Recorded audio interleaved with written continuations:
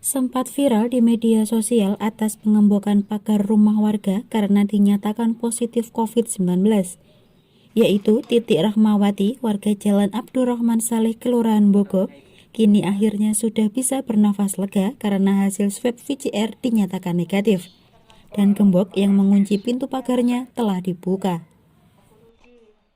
Pada saat dinyatakan positif COVID-19 dan menjalani isolasi mandiri di rumah, ia masih keluar rumah sehingga membuat warga resah. Setelah kejadian itu, Wakil Bupati Nganjuk Marhen Jumedi bersama Sekda Muhammad Yasin, Camat Kota Haryanto, Kepala Kelurahan Bogoleli mengunjungi rumah Titik untuk memberikan semangat. Ya, mewakili Satgas, kemarin sudah Pak Kapolres sudah ke sini dan alhamdulillah suasana sudah baik, komunikasi masyarakat, RT kebetulan ada, dan Bu Titik juga sudah baik.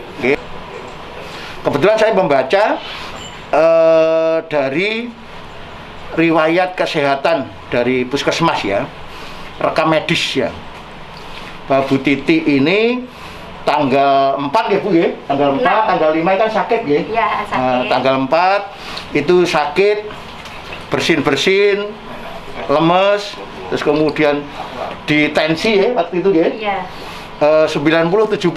Nah, terus kemudian hari kedua, tanggal 5-nya, selama 2 hari itu Bu Titik merasakan mati rasa ya Bu ya? Iya, mati rasa. Mati rasa, jadi rasanya kan itu. Terus kemudian dari dinas memberikan solusi, memberikan pemahaman kepada Bu Titik bahwa untuk segera rapid antigen dan nanti dibiayai oleh pemerintah daerah. Kebetulan Bu Titik ini adalah karyawan Pemda yang dinasnya di PPKB Kabupaten Nganjuk.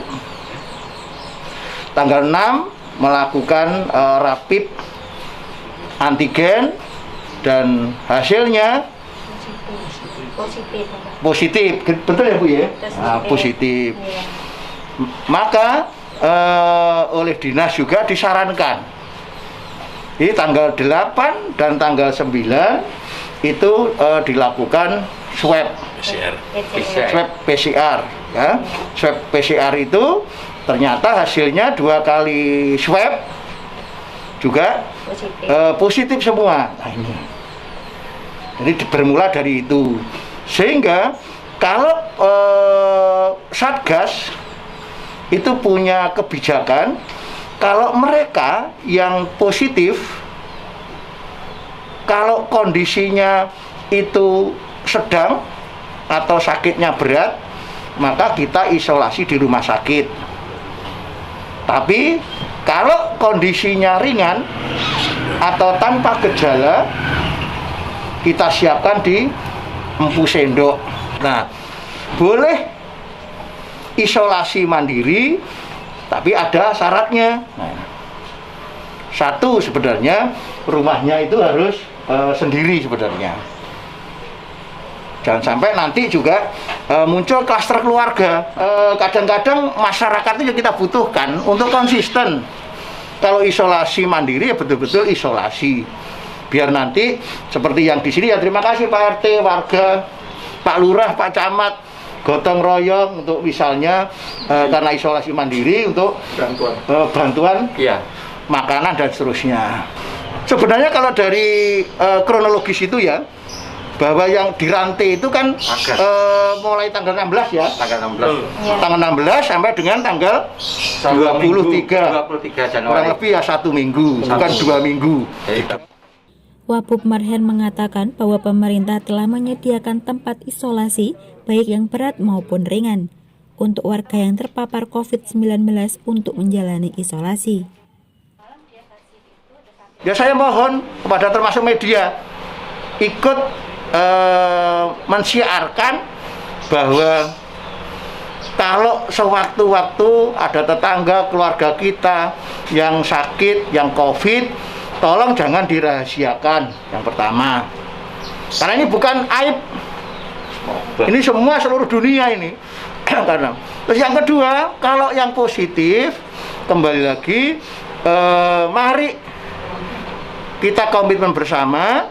Kalau misalnya sakitnya sedang berat, segera dibawa ke UGD.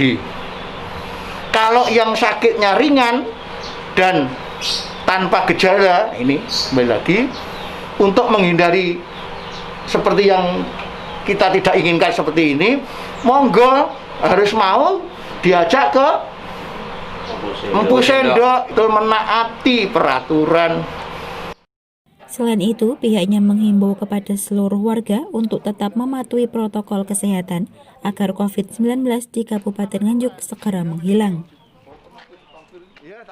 Dari Nganjuk, Siti Nurhalifah melaporkan.